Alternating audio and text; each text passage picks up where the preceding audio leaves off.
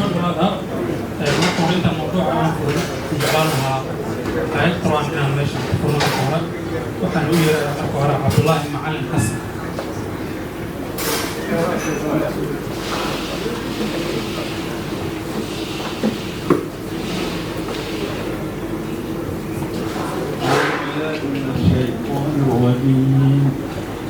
رب المشرقين ورب المغربين فبأي آلاء ربكما تكذبان مرج البحرين يلتقيان بينهم حكاية لا يبغيان فبأي آلاء ربكما تكذبان يخرج منهما اللؤلؤ والمرجان فبأي آلاء ربكما تكذبان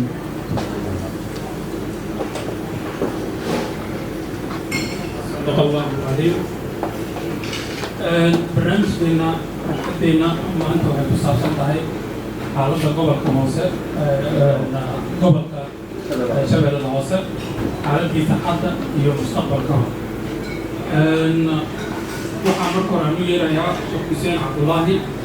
oo halkan ka dhigi doona kelmad soo dhaweynaya.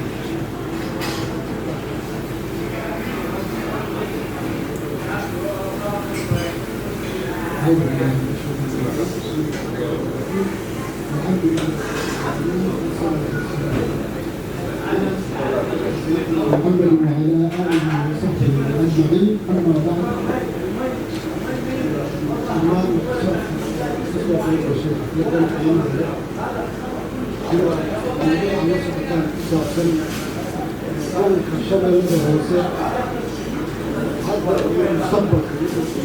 مستقبل كان يهدف برنامج مستقبل كونه كان أحداث كل الدنيا أمان شرف لك وعليكم السلام يا سلام الإسلام عليكم السلام ورحمة الله وبركاته. سلام كدي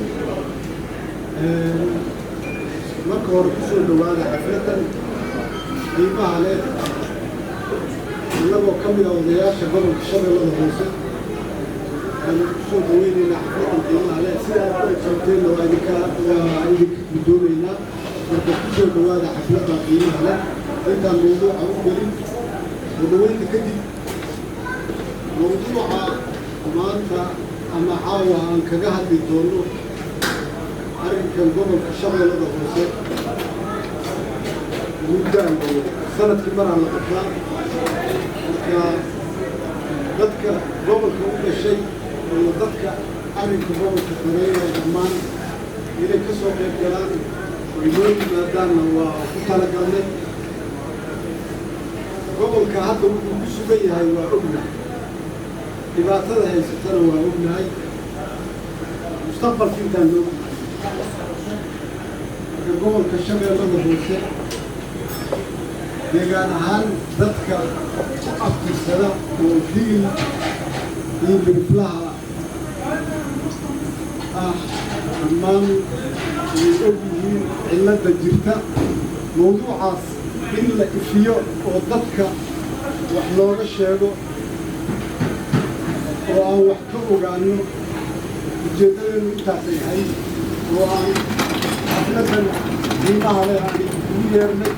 oo loogu timaadeen marka ku soo dhawaada mawduucaasi oo gobolka Shabeellada Hoose looga hadli doono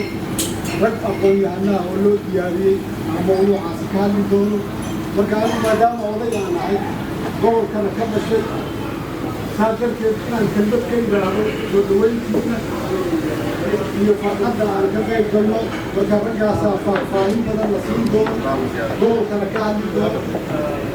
gobolka dhibaatada way iska jirtaa marka mawduuciisa inaan kusii fogaano hadda